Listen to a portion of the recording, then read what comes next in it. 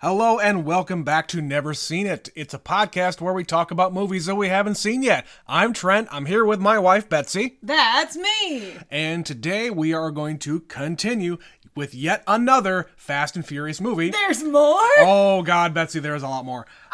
Today we're going to watch Furious 7. Well, that's not I don't understand these naming conventions. We didn't watch the other 6 Furious movies.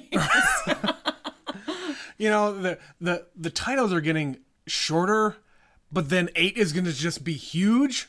The Fate of the Furious. Except it's Fate with an 8. But I don't know if that is. I don't think it is. Oh, we'll find out. At least that's the evocation. But that's next one. We're in Furious 7 right now. Yeah. Except, what is it? Fast and Furious presents Hobbs and Shaw is probably the longest one. Probably. And then 9 is just F9. F9. F9. What's the 10th one gonna be, Betsy? Is it just gonna be the number? Or no, it's just gonna be X. It's just X. FFX? No, just X. FX. Just X. That name is taken. Who cares? But Furious 7. 7th installment. Yeah, so 6th with the main group. we're just gonna get it all out in the open here. This will be the final one with Mr. Paul Walker. Correct. So he had already passed away before they finished filming this one. Yeah. So this is the one where they used his 2 brothers as body Fill-ins and stand-ins. voice help, I guess. I don't know what to say. Yeah. I honestly don't know much more than that. I know they used his brothers as stand-ins. Yep. And to do maybe like from behind the back shots. Right. And some voice work. Because, hey, brothers tend to sound alike too. Oh, hell, I sound like my brothers. Right. A long time ago. A long time ago, we put like a voice changing thing on Betsy, and I played it back for her as like to put. I think it was like, hey, sound like Darth Vader or something like that. That was what it was supposed to be, and Yeah. all it did was spit out. It just spit out you sounding like my brothers. Yes, it spit out you sounding like one of your brothers. It was uncanny. Yeah. So yeah, I'm hopeful that is done well. I'm hopeful that it's not like super obvious And you mean like in this movie. the replacement of him? Yeah, because like literally they did the, body stand-in with dots painted on their face, and then they put his face on their body. Yeah. Which, it's gonna be weird if it's noticeable. If it's not noticeable, then who cares? Right. Like I would have to go and reference a list to see What scenes all it the was. spots. Yeah. Because they had been filming. It's not like he didn't film anything. Sure. I think he filmed most of the movie. Yeah, that's my understanding. But it would be interesting to go back to the source material to know just how much they had to change this film, given that he was I would unable want to to know complete it. after we get past this one, like what plot points would they have had to change in order to send him off? Yeah. Now, and again, we don't know what happens to him. I can't imagine he is going to die in the film. I think Because, damn it, that even like, considering the kind of work that they do in the movies, the racing and the dangerousness of what they do, I can't imagine they're going to have it be a tragedy. Because, No. god damn it, people love that man in this movie. right. I think there will be 3 things I know about, or 1 thing I know about this movie, and 2 things I'm assuming about this movie. 1, we're gonna hear that Charlie Puth song, because this is the one that's like I'll tell you all about it when I see you again. That song that I'll comes take your from word this for movie. I believe that Paul Walker's character Brian will ride off into the sunset in some capacity. Like he's just gonna retire from the life. Yeah. He's gonna go live happily ever after. We just won't see him anymore. But we won't know. Because, like, it would be too tragic if he died. If he dies in this movie, I'm going to be really upset. Yeah. And then he's also going to beat Dom in a race. Yeah. He's going to beat Dom in this race. What else would happen in his last movie? You can't not have that scene in this movie. It would be a waste of the last 5 that he's done. Yeah. And the running joke that he never gets to beat him. It's gonna happen. I've been saying it for 4 movies. I'm not disagreeing. I'm not disagreeing with you. I think they're going to have to toe a line that is going to be impossible to pull off. And I know they do. Yep. Yeah. And then not to be a downer here, right. but, you know, hey, it happened. Dude died. And they had to figure out how to make the movie work. And sometimes movies are actually successful in doing that. So the other example I could give you would be The Imaginarium of Dr. Parnassus. Heath Ledger died in the middle of filming that movie. Yeah. And so they brought in 3 other actors. They brought in Jude Law, Johnny Depp, and Colin Farrell to film the role. But because of the kind of movie it is, they actually pull it off really well. I saw that movie, and they were... Basically, the plot of that is you go into this machine, and your dreams are real. You can live your fantasies. So within the machine, he becomes a different person. So it actually... I don't know if that was part of the plot, or if that's just an edit they made, but in that kind of a movie, it really works. So you can't really do that here. You can't just replace Brian. Yeah, you've got 5 other movies that he's been in, and he's played the same character. You cannot continue that character, period. But it is possible to pivot in a creative way that will work for the overall character story and provide closure for the character and closure for the fans. Yeah. So I am hopeful they are able to do that successfully. As far as the plot of this movie, we got a little taste of it at the end of 6. Jason Statham shows up as the man in the car that crashes Han's car at the end of Tokyo Drift. So we are now in the timeline after Tokyo Drift, and we think. We assume. So we don't really know anything about the plot other than what we've already seen presented to us in the last movie. Yeah, the teaser. And like, I've looked at the cast list. Based on what I'm seeing here, I don't know what to expect. Okay. Based on the actors that I see listed in the credits on IMDb, I have no idea what to expect. This might be after Tokyo Drift. I think it has to be, because why would they show that sequence at the end of 6? Why would they bring Jason Statham in at the end of 3?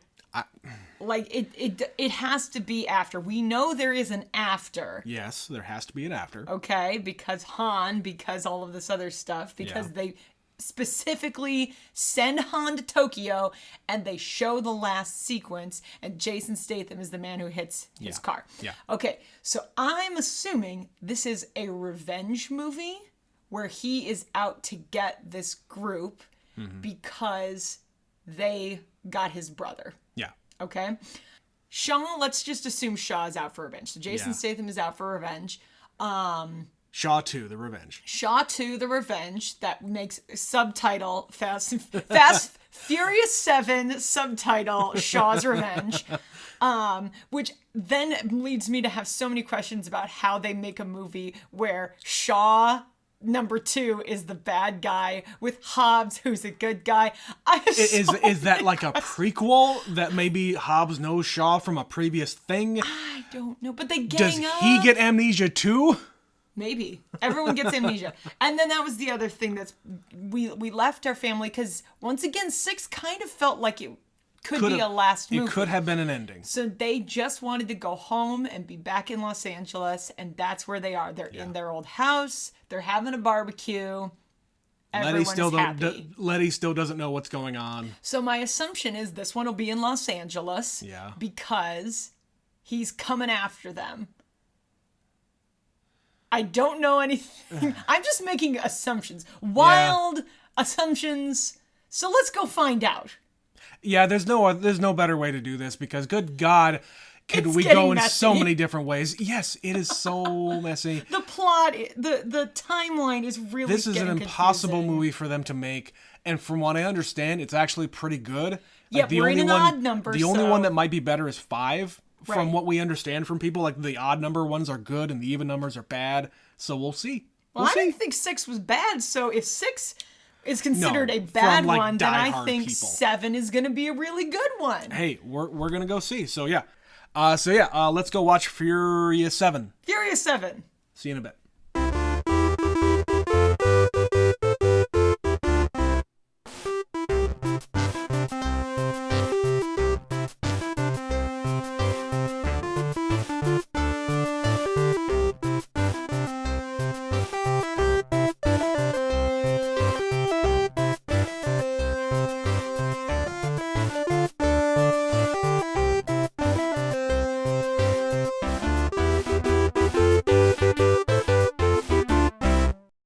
And we are back. Indeed. So, one more notch on the soap opera level A little bit. of we got a brother in a coma. We've Yes. got a person regaining their memory after That's having right. amnesia. That's right. That's all I got. Yeah, that was a couple of thoughts I had about. It's like, okay, come on, this is just a little ridiculous, and we are all the way in soap opera land now. So, yeah. Well, so Fast 7. What'd you think, Patsy? Well, first of all, it's Furious 7. Because they are just furious now. I thought it was pretty good. I think it was a little bit loosey-goosey with the plot. Like, the beginning, they show Jason Statham, and he's blown the hell out of this hospital. He has wrecked shop just to his go brother. and find where his brother is and make sure he's still alive and being taken care of. He is in a coma. Yeah. So he's out for vengeance for getting his little brother all messed up. And he's this big, bad, black ops, tough guy for the government of England. The government of whoever is Or paying the government of choice. Yeah. And he's been, he's a ghost and he's off the grid and he's anybody and everybody. He's the most dangerous man in the world. Well, of course. Okay, so we establish all this, and then we just kind of immediately take a left turn into, to find this guy, you need to find the hacker. And there's like this worldwide surveillance system, and she can control it. And it was just sort of like, they literally even call it out. Why don't we just stay put and let him find us? Because he kept doing it the whole movie. Yeah. He kept showing up. So it was like there wasn't really a point to any of it other than let's have some action sequences and let's introduce a couple new characters. Yeah. And Jason Statham didn't have a lot to do. He did not have a lot of lines. He just had to show up and look menacing and blow some fight. shit up. And fight. Throw a grenade. Yeah. That was his move. Throw a grenade. Yeah. Throw another grenade. Oh, by the way, I keep a bag full of grenades in my car. Yeah. Kind of his main move. Yeah, so like at one point you literally were like, wait, where are they going? Because you and I both were like, I don't understand. What? When they met up with Kurt Russell is where everything kind of went off the rails for me. Yeah. He introduces this concept of there's this thing that we don't have access to anymore. God's eye. The God's eye. This ethereal thing that is there, but and it's been in a lot of different movies. Oh yeah. The concept Have you seen The Dark Knight? The concept of being able to track people from the technology that exists in the world. Anywhere and everywhere. You can track anyone you want. Based off biometrics. Yeah, like. on a moment's notice. If they know your voice data, they know your face data based on every connected item in the known universe. And from the time that The Dark Knight came out to now, or at least when this movie came out, there's a lot more devices in the world. Yeah. So that concept is not a new thing. No. So that whole thing was an easy way for them to just throw a bunch of technology at a problem, and hey, guess what? Here's the solution. Right. But then now the enemy has access to it too, and Yeah, so we need you to go on this mission to get the hacker, to get the God's Eye technology so that you can track this guy who's tracking you. But she doesn't have it, so they have to go to Abu Dhabi Right. and crash a $3 million car. Yeah, it was very loosey-goosey with let's just give them an excuse. Pacing. Yeah. Pacing in this movie is terrible. Yeah. I did not know where they were going, why they were going there. What's the motivation here? What the fuck are you doing, guys? You're driving cars out of a plane, which we knew what was going to happen. Right. The one time I forgot to mention, I know there's going to be cars coming out of a plane. This is the one. And that kind of was a nothing scene. You know, if that particular thing. The scene after that was pretty good, but it was long. That whole like chase again. They're getting somebody out of a bus yet again. Yep. All right, we're kind of jumping all over the place. Yeah, so let's just start at the beginning. I think it's just because this movie was not a bad movie, but it was a little bit of a mess. Like it was a little hard to follow. Yeah. So okay, we start at the beginning.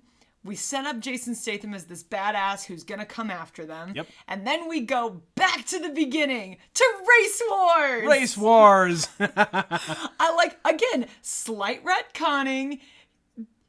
Dom takes Letty to Race Wars and is like, do you remember this? And she's like, we used to come to this. And he's like, we created it.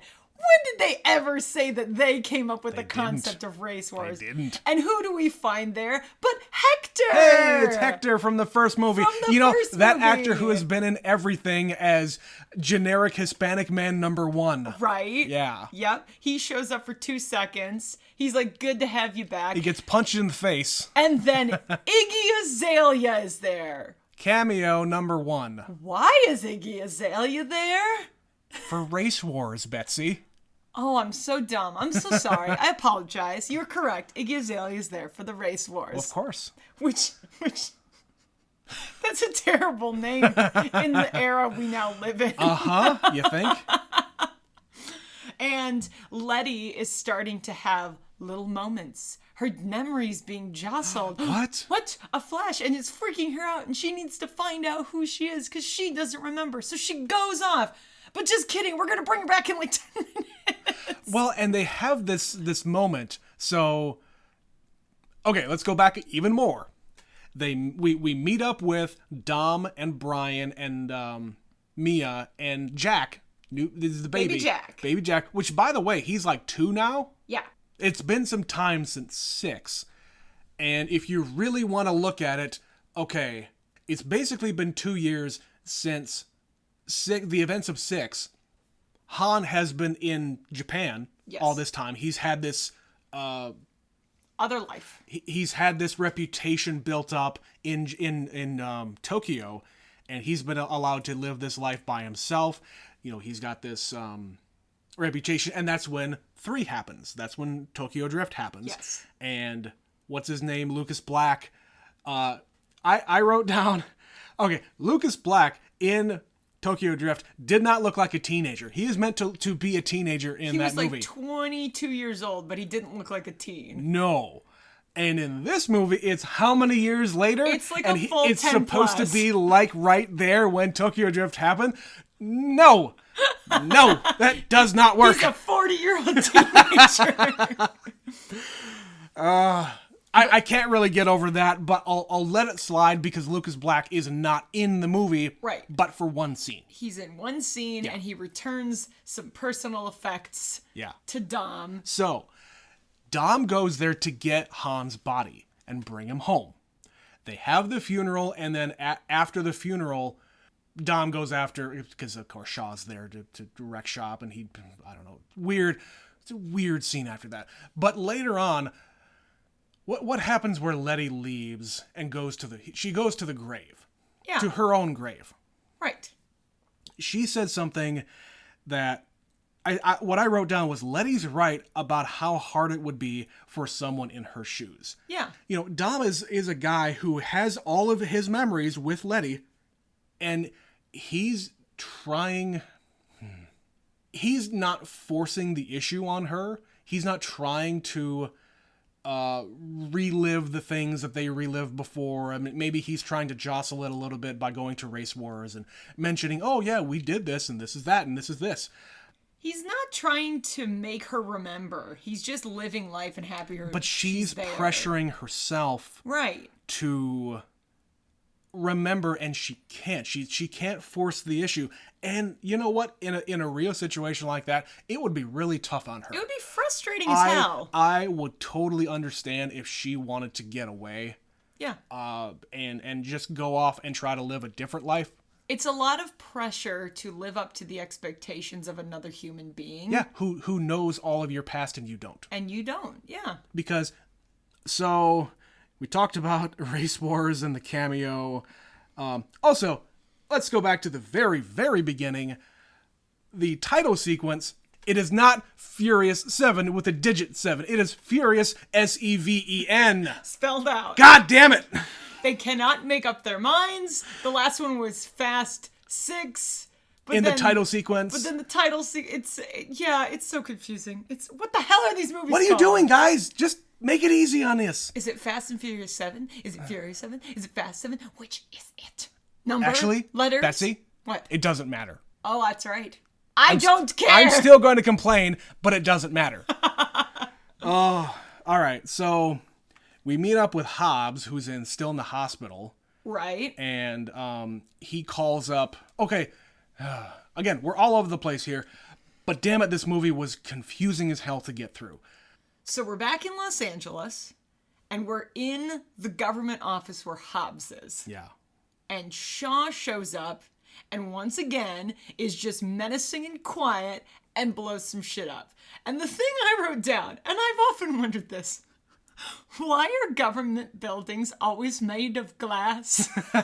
So much glass. So I wrote... Just in case there's an action sequence. Right. I wrote down, damn it, I enjoy movies where there are glass breaking scenes. But this was excessive. It's cool. It's cool when that happens. But in movies like this where there's a lot of breaking glass while people are fighting, there's not a scratch on them. No. They fall on broken glass everywhere in this scene. Oh, yeah. And there's not a scratch on them. Come on. Yeah. I know it's a PG-13 movie and you can't have them bleeding everywhere, but Jesus Christ. The office, your office doors are literally see-through. Your walls are see-through. And they smash through about 4 offices. Yeah. And a railing. The tables and are a made table. of glass. Everything's made of glass. And they do actually touch on that. Like Hobbs has Shaw pinned to the ground. Yep. And he grabs a piece of the broken glass and he slashes his legs. Sure. That is a realistic thing that would happen. Sure. But there's no blood. No. There's no blood. There's no and blood. then, of course, he throws a little device that causes an enormous explosion. Giant explosion. Holy and shit. Elena has reappeared. She didn't go home. Don't worry about it. She's actually there the whole time. Yeah, and apparently Elena works for the U.S. government Sure now. she does. Why not? And she got a haircut. This Brazilian cop, like beat cop from Brazil, gets Works for the apparently government. moves to the United States, becomes a citizen, because I don't think you can be a cop without being a citizen. It's been a couple of years. That could probably happen. Sure. And becomes an agent for whatever weird agency this is. I'm not Whatever even sure if this agency. is a real agency. So there's a big explosion. Yeah. He has to save her. He grabs her. And they fly out more glass. What, like 3 stories? Into a car. Mm-hmm. But they live, Trent. Oh, yeah, he just breaks his arm. It's 'Cause- fine. It's fine. And his leg. He's in the hospital. He has his right leg entirely in a cast. I didn't see the leg part. All I saw was the arm. Yeah, his leg is in a cast and his arm is in a cast. Which, of course, conveniently later in the movie, he just flexes and rips off. I mentioned that. I couldn't remember what movie this appears in, but yeah, I knew that was going to happen somewhere. Daddy's got to go to work, flex. That was ridiculous. But I didn't know that he had a kid. Nobody knew he had a kid. No. And they just sort of mention it. Right. And they don't elaborate. Here she Yeah, is. Dom walks in trying to get some information about what just happened when his house blows up. Yep. And Hobbs says something to his kids, like, Daddy's got something going on. And Dom looks at him and is like, Daddy? Right. Since when are you a daddy? Uh-huh. So that's what's going on with Hobbs. And as you said, they have an explosion at the house. So Shaw has sent a bomb from Tokyo in the mail. Because, as one does. In the post. In the post. And it blows up the house. And... Only that house, though. Only that no, house. No other Not houses the get garage. damaged. And not the garage, right. No, exactly. no, that's where we keep the cars. We can't blow up the garage. You have this massive explosion, and their domestic life is torn to bits. Yeah. And then they're all thrown back into it again. So once again, we're setting up this just kind of arbitrary plot where Hobbs is like, as a member of law enforcement, you can't do this thing. The official answer is stay put, don't do anything, let the authorities take care of this. As your brother, as your friend, do what you gotta do. Yeah, and he spends half the movie in bed at the hospital. Almost all of the movie. Almost the entire movie, and he just shows up right at the end to be the cavalry. He flexes, he steals an ambulance. Yep. He picks up a minigun. He takes out a drone. He picks up a minigun, shoots a helicopter quite a bit. Yeah. Doesn't bring the helicopter down, but it takes a bag of grenades that he shoots with a pistol. Bing, bing. With a magnum, I guess. And it blows up. That's right. So he probably had the shortest filming schedule of anybody in this movie. Yeah, he has like 3 scenes. Yeah. So yeah, it's just kind of weird that he's in this movie at all. He's just sort of there to set up some more, like, plot points. Yeah. Realistically. It kind of feels like a lot of this movie was forced. Yeah, and then of course, since he can't be in the movie, he has to call Kurt Russell, who's, again, just sort of a mystery man. Yeah, I had no idea was in this movie. I had zero idea until I saw his name in the credits. Yeah. I had no idea. Yeah. So he shows up being his charming Kurt Russell self, and he's just like, you have to do this elaborate mission to get the guy you need. I'm here on behalf of our mutual friend Hobbs, Yeah. who cannot be here right now. So guess what? I'm going to bark at you in a different way and tell you to go and steal this person who has access to a device, but she doesn't actually have access to the device. You have to go and steal it from a really rich guy. Right. Which, to be honest, that whole Abu Dhabi section, Yeah. it, to me, who knows something about the film industry, was just a wink and a nod to all of the people in that part of the world who love these movies. I suppose. I really feel like that's the reason why they did this. I don't like that. I don't know if that's true or not. It's just an idea I had as a wink and a nod to the people from that area who spend a lot of money on cars and the culture around cars to, I don't know, placate that. I don't know. Cars, I don't know. It's just there's a lot of really rich people who live in Abu Dhabi. Yes, there are. Oil center of the world. Yeah. And of course, we couldn't have a film in Abu Dhabi without featuring the tallest buildings in the world. No, it's not. That's Kuala Lumpur. One of the tallest buildings in the world is in Abu Dhabi. Those though. 3 buildings Those 3 are buildings. famous. They are famously tall. So what do? We throw a car out of one into another and then into the third. Well, of course. This is the lesson I took from this movie. We're going to just go ahead and double check that cars can't actually fly because they just spent so much time driving cars. We tried to drive them into a plane in the last movie. Yep. We drove them out of a plane in the previous movie. We drove them out of a building into another building. That didn't work, so we drove them into a third building, and it still didn't work. And it came out of the other side and fell to the ground. Right. We have cars flying through buildings, through the air. Yep. We have cars flying out of airplanes. And earlier in the movie, Dom drives the car down the mountain. And off a cliff. Yeah. Guys, cars can't fly. Cars don't fly. Even Brian, while he was in the car in Abu Dhabi, saying, cars can't fly. It kind of seems like they're testing physics. They're testing a theory. As we have said many Maybe times these in this guys series, are just really fucking dumb. As we have said many times in this series, that's not how physics works. It's not how physics works. I just, yeah. Head and hands, guys. Okay, I will give you, we didn't touch on this other one, so when they go to get the hacker, there's this whole action sequence, and there's basically another prison break in a bus. Yeah. And they do Where have we seen this before? They're doing their maneuver that they know and love. They're driving down the street. They have their grappling hooks, and they rip things off, and then they get in while they're moving. They get what they need. They get out. They have a fight. Yep. Fight. And the bus collapses, and goes off a cliff, and Brian barely survives. Now, I will tell you once again, these were really well executed action sequences. I was just kind of on the edge of my seat for a lot of it, going, like, I don't like heights. Oh, I saw you, Betsy. You were squirming over there. I was very squirmy in this movie because they're on the edge of a mountainside and they're just showing like the fall below. They're in some of the tallest buildings in the world. Right on the edge. Standing there, just looking down and flying from building to building. I was not having any of that. It's one of those things. I don't have a fear of heights in concept, but in practice, this stuff makes me so squirmy. It's just a thing I have to deal with. Mm-hmm. But that being said, it was effective. Yeah. It was effective action.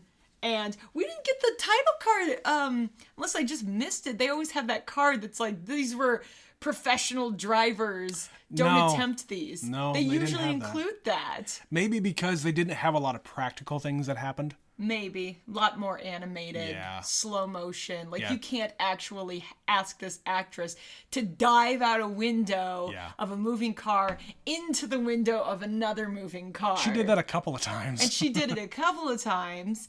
And so there was a lot more like stop and go. Yeah. Very computer animated, very slow-mo. Also, there any racing in this movie at all?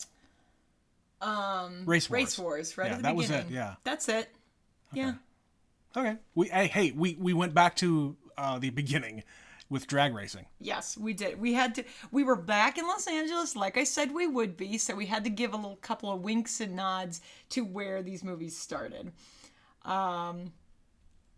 Okay, let me see what else I wrote. So, okay, the elephant in the room, Paul Walker. Yeah.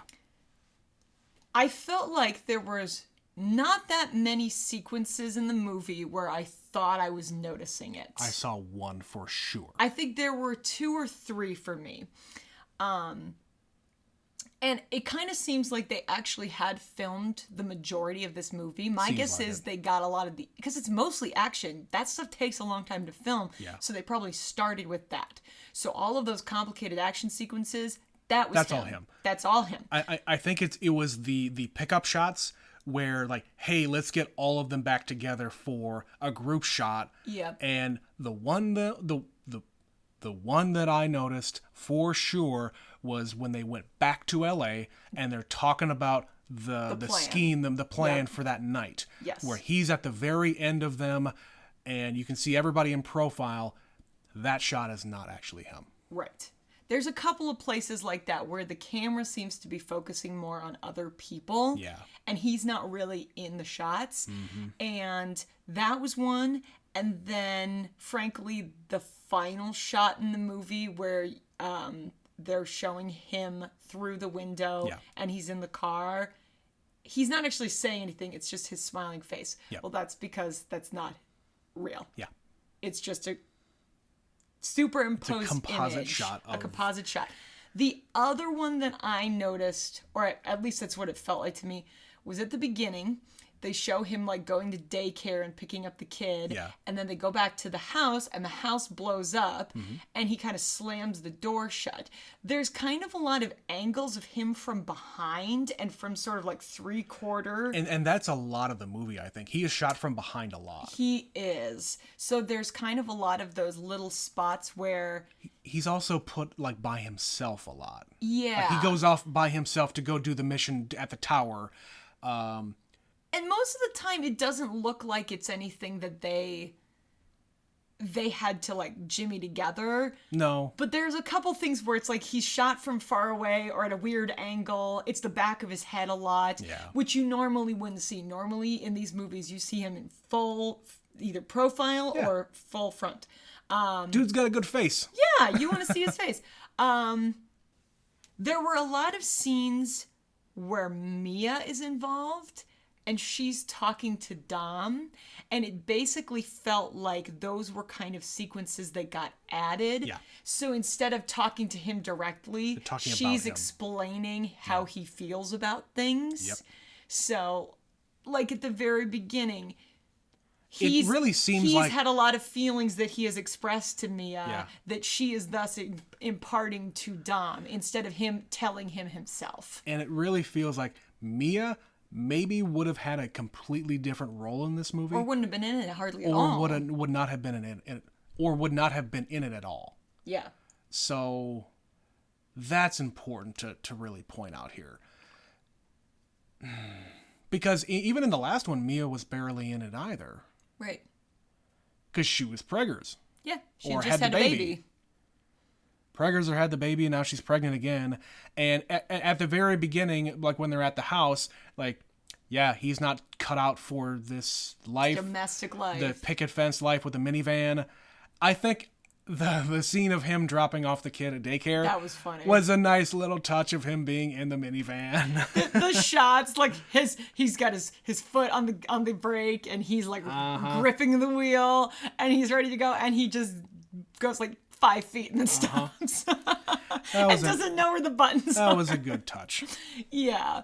So and him on the beach with the kid and Mia. yeah. It's I think they handled it as well as they could have. Right. Considering the circumstances. They were not going to kill him off. No. They were not going to kill him off. They were not going to have something tragic happen to him or the family or all of them. It's just not what these movies are. Right. The sentiment is let Brian and his family go off and live. Yeah. That's where Period. he belongs. Yeah. And they're all looking at it, and they're playing the Charlie Puth song, and Betsy's sitting in the basement getting emotional about Paul Walker. Yeah. Like, the older I get, and I've said this before, I'm just such a sap. And did I ever think I'd be sitting here crying at the end of a Fast and Furious movie? No. No, I did not. But this one has a special reason. And, it sucks. It sucks that Paul Walker died. Yeah. I wasn't exactly a fan or anything in particular. I didn't dislike him. But he was a young guy. He was like barely our age. Like how old we are now. Yeah, he's just a little older. He was maybe a little older than that Yeah. when he died very suddenly and in an accident. Right. It was unexpected. And, they talk all about family. And I know that Vin Diesel and Paul Walker outside of this film, they were tight. Totally. You can't make these many movies together and not be friends with people. Yeah, and they both had kids, and their kids are friends. Yeah. And like last week, Paul Walker's daughter posted a picture from one of the premieres and said something about, I love you guys, you're my family, and like tagged Vin Diesel, and he was just like, you're my girl, like, this is it. And she's just like, I love you. And I'm like, oh, yeah, it's all coming back to me. So I'm watching this movie and thinking about all that. And he gets to have that little voiceover. Vin Diesel has that voiceover about brotherhood. And it's just like, yeah. And it ends for Paul. And they have a bunch of footage of him looking like a baby in all the old movies. And, I was trying to think of is there any other movie or movie franchise where that happened? Where one of the main people dies over the course of... I mean, it happened with Star Wars reference. It happened with Star Wars. Carrie Fisher died. Yeah. Before they finished Rise of Skywalker. Right. What'd they say? For Our Princess or something? Something like that. Yeah. But it was a similar thing where they just sort of took some other footage and they changed the plot a little bit. Yeah. And... with hers, it was a little bit different, how they changed the plot. But she wasn't a main focal point. Like, this is a lot harder to do with these movies because Brian is arguably, he was the main character. Right. Over time, it's become more about Dom than anybody. But, Brian is still, like, the second lead. Right. He gets second billing. Yeah. And I think that them putting in all the footage of the other movies, I think... I didn't know how I felt about that. I like that I saw it. And everybody knows. That's the thing. Everybody knows that Paul Walker died, and he died tragically. And Carrie Fisher, she was old. She also died tragically, though. Yeah. That was very sudden. It was. But again... She was much older. She had lived a full life, and Yes. frankly, the way she lived her life for a long stretch, and she knew it, she was lucky to be alive. Absolutely. Just listen to her voice. Oh, God, she was a salty bitch, and I loved her. Yes. She knew she was a salty bitch, too. Yeah. Oh, Carrie Fisher. Carrie Fisher. R.I.P. R.I.P. R.I.P. Paul Walker. But yeah, it was an interesting way to end it, and it was, again, I think they handled it as well as they could have. Yeah. Yeah, that's about all I have to say about that. All right. I Anyway, don't want to be sad about Yes, Paul Walker back to anymore. this stupid fucking movie. All right, let's go back to Abu Dhabi. I want to talk about Ronda Rousey. Oh my God, Ronda Rousey is horrible. Horrible. God damn it, she is horrible. In this movie. Stop trying to make Ronda Rousey a thing. Listen, I get it. You wanted, at this moment, think about contextually what year this was. She was a big fucking deal. She was huge. She was a big deal. I gotta find this. Was this, I want to know, is this her first movie? Because I feel like this is her first movie. I'm sure it is. I'm gonna look this up. Yeah, it totally is. Yeah. Okay, so you've got Ronda Rousey in Abu Dhabi. Why? In a gold dress playing a bodyguard. Why? Because they wanted her to fight. Oh. Just so they could have this fight scene. They said, we're digging up this action sequence. We liked it in the last one where these two women were like fighting, and always Michelle Rodriguez. We got to get Michelle Rodriguez into a fist fight somewhere. Yeah. And chick fight. We got to have a chick fight. Yeah. So who can we get who's really relevant in 2015? Right. But Ronda Rousey. Who would be game for pretty much anything. Yeah, and... who speaks whatever language they were speaking. She doesn't speak the language, but she was able to recite one line. Yes, I know. In the language. I would have rather she continued to speak that language because then I could not understand the other words that were coming out of her mouth, which were god awful. She delivered the line that was not in English better than she delivered the lines that were in English. Yep. It was really bad. She is god awful. I'll give her a little bit of a break because, once again, first movie. There are several people who, if you go back and look at their first movies, were terrible. But given time, they were able to work on their craft. But those people don't get put into a franchise 8, 7, 9 movies 400 movies in. Oh my God! Right. Don't do... Oh. Right, but I get why they would have put her in particular. Iggy Azalea had a better scene than she did. And Iggy Azalea's Australian! But she didn't speak with an Australian accent. No. Actor. Iggy Azalea. Give her an Oscar. Don't give Iggy Azalea an Oscar, please. I don't think it's that warranted. She had 2 lines, and then she went away. Yeah. That's what Ronda Rousey should have done. She did what she needed to do, what she was going to be good at, which was fighting, because that was probably all her. I guarantee she didn't need a stunt woman for her particular fight sequence. But you're not wrong. It was not good.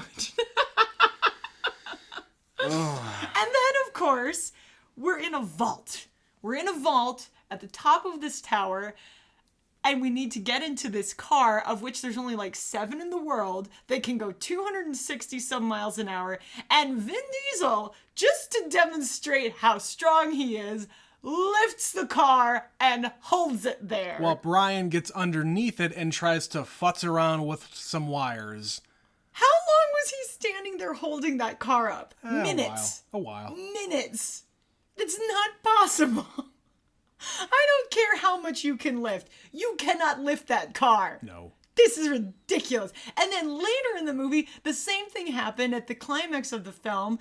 Dom crashes his car and is under a big hunk of cement from the parking lot that has collapsed. Yep. And The Rock just sort of grabs it and moves. Yeah. just grabs this piece of concrete. Lest we forget that these men are very strong. Yeah. They're so big and strong, Trent. I just need you to see how big and strong they are. Yeah. And then another cameo. This movie was like chock-a-block full of cameos, more than any. Mr. T-Pain, you're talking about? T-Pain! The DJ at the party?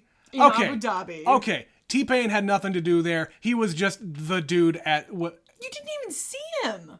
Yeah, They was barely showed him. right.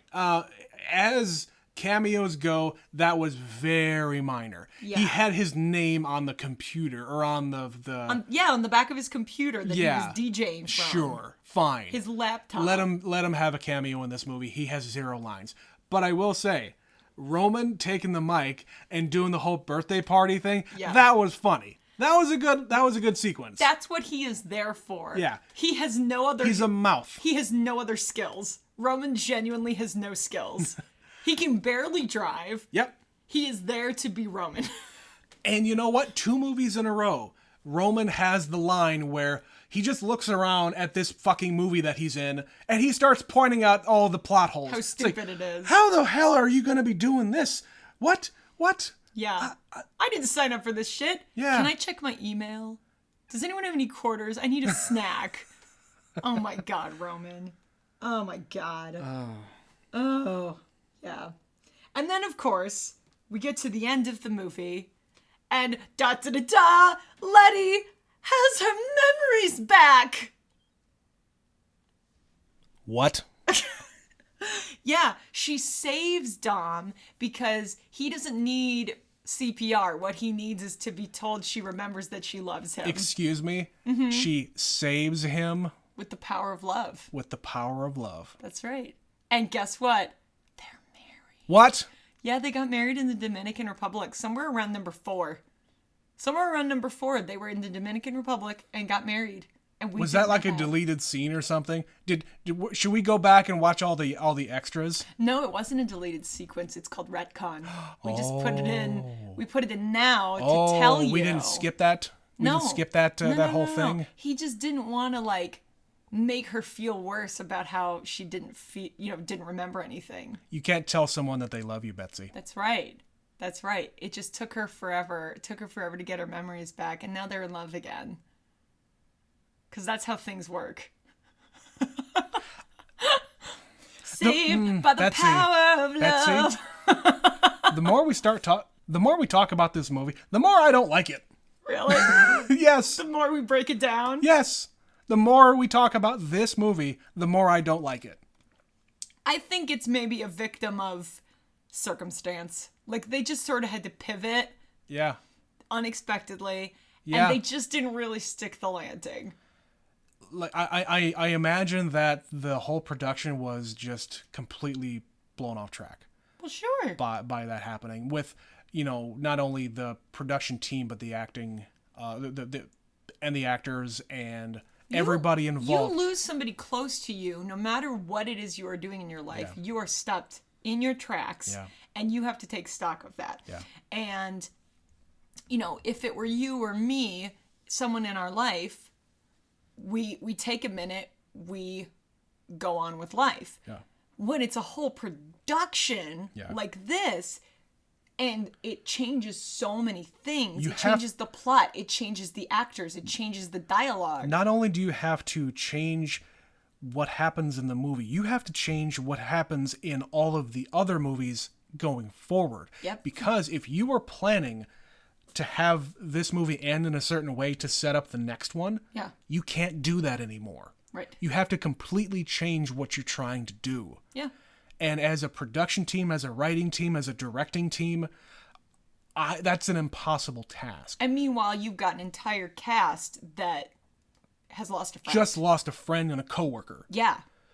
Somebody that they've known for years. And there have been different directors and different production teams that have come through.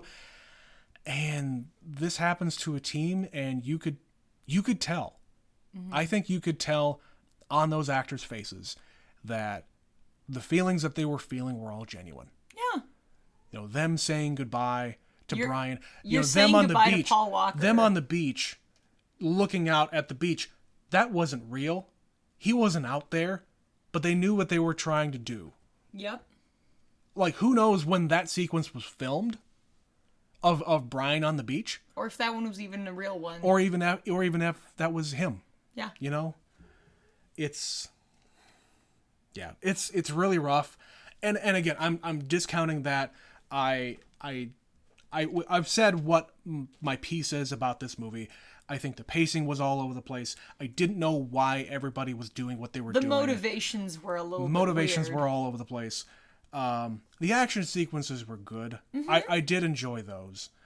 But yeah, I'll give them a mulligan. I will absolutely give them a mulligan on this one. I hope that the rest of them are better. Right. So we ended with Shaw being locked up. Yeah. And Hobbs is like, I got you. And if you get out, I'm going to get you again. Right. And so we know ultimately that those two end up in Hobbs and Shaw, which, oh, hell, that's going to happen. We got one more movie. Yeah, we still got one more movie before that happens. And the next one, again, I don't know what the plot is. No. I have no idea. So we didn't have any sort of teaser. Nope. The last 3, Which, 4? again, that would probably go back to the fact that they didn't know what they were going to do for the next one. Right. They had no time. They kind of were able to set it up with the other ones, but this one, they were like, maybe this is going to be the last one. Yeah. Just because without Paul Walker, can we even make these movies anymore? Should we even keep going? Should we even make these movies anymore? Yeah. So, yeah, I don't know what the next one is. And then somehow those two will have a whole movie, and I don't understand how that's supposed to work because Jason Statham is over here, another bald guy fighting Vin Diesel on a rooftop. Hey, I will say the fighting in this pretty damn good. Yeah, the action sequences, the fighting, that stuff was really good. It was just the reasons and the plot that was like a little too loosey-goosey for me to follow. Yeah. So it was all right. I don't think it was the worst one we've watched. I think if I were to do a definitive ranking... Oh, we'll get there. Oh, thank you. I wouldn't put it at the very bottom. No. I don't think it'd be near the top. No. At best, this is in the middle. Yeah. So what did I miss here? This isn't just this movie's problem. It is all media's problem. Hacking.